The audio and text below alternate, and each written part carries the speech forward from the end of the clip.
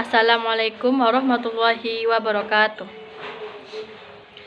Perkenalkan, nama saya Rahmah, NIM 1938008. Saya dari Prodi IPS semester 4, mata kuliah Kearifan Lokal dengan dosen pengampu Ibu Ilham Rahmawati MPD.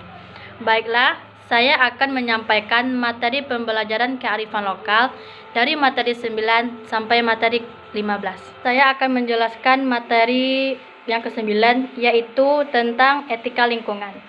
Etika lingkungan merupakan kebijaksanaan moral manusia dalam bergaul dengan lingkungannya.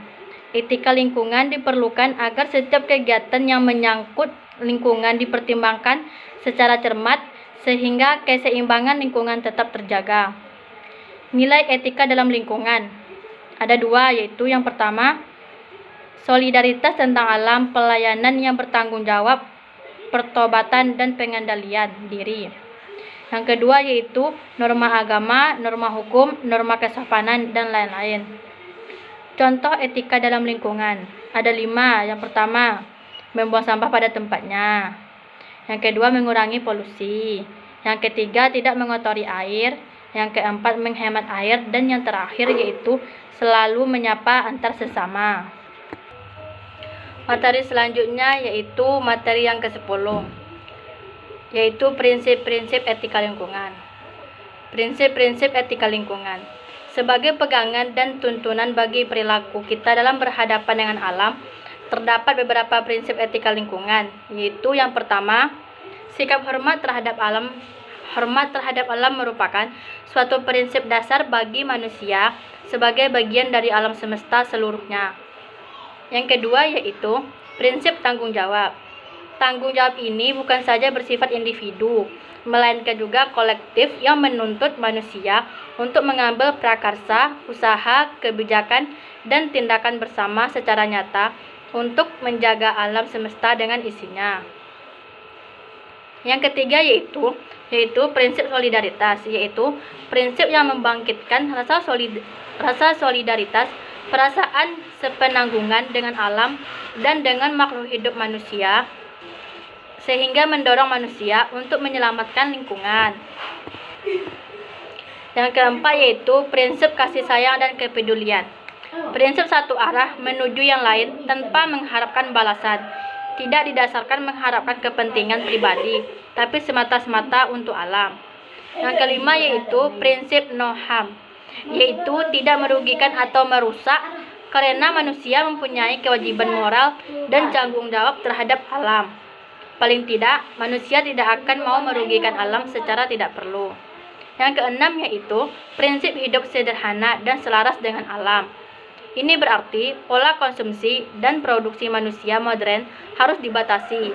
Prinsip ini muncul didasari karena selama ini alam hanya sebagai objek eksploitasi dan pemuas kepentingan hidup manusia. Selanjutnya itu yang ketujuh, prinsip keadilan. Prinsip ini berbicara terhadap akses yang sama bagi semua makhluk, kelompok, dan anggota masyarakat dalam ikut menentukan kebijakan pengelolaan sumber daya alam dan pelestarian alam, dan dalam ikut menikmati manfaat sumber daya alam secara lestari. Yang kedelapan yaitu prinsip demokrasi. Prinsip ini didasari terhadap berbagai jenis perbedaan keanekaragaman, sehingga prinsip ini terutama berkaitan dengan pengambilan kebijakan di dalam menentukan baik buruknya, tidaknya suatu sumber daya alam. Yang kesembilan yaitu prinsip integrasi moral.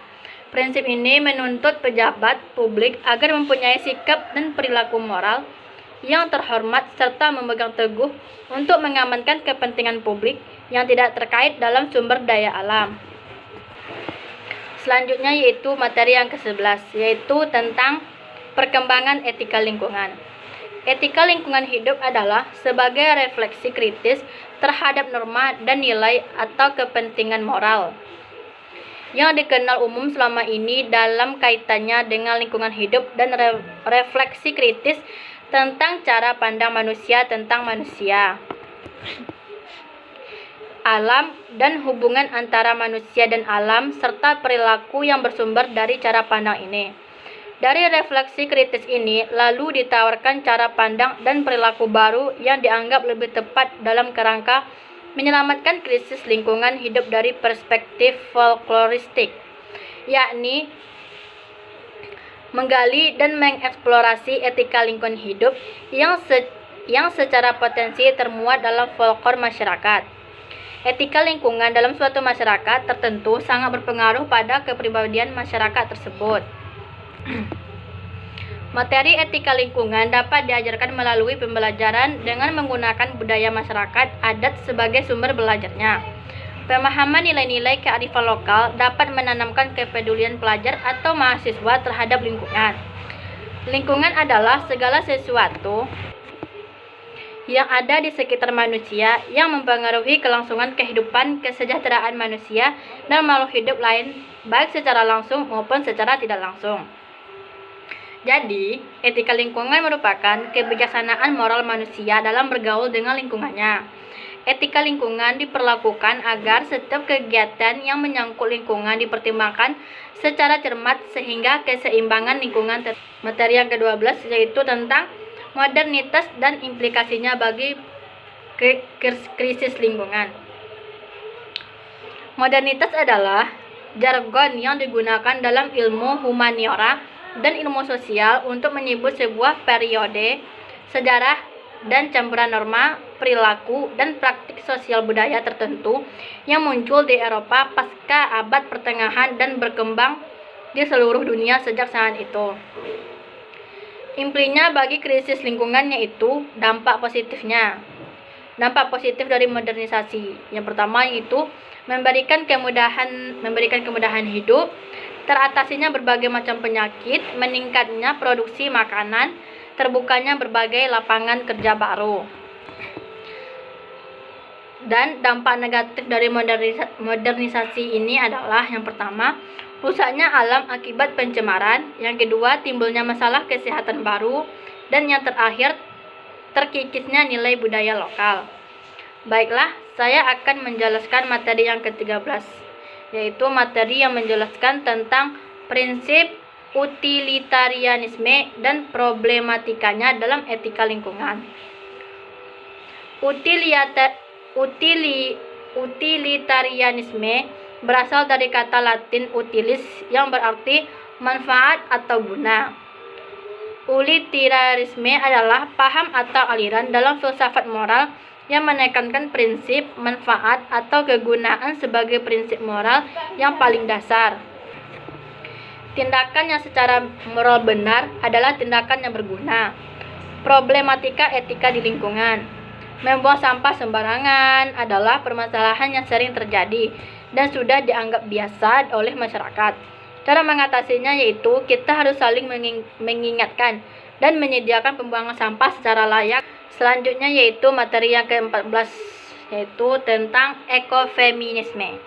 Ekofeminisme adalah suatu paham tentang keterkaitan antara perempuan dan alam semesta, terutama dalam ketidakberdayaan dan ketidakadilan perlakuan kepada keduanya.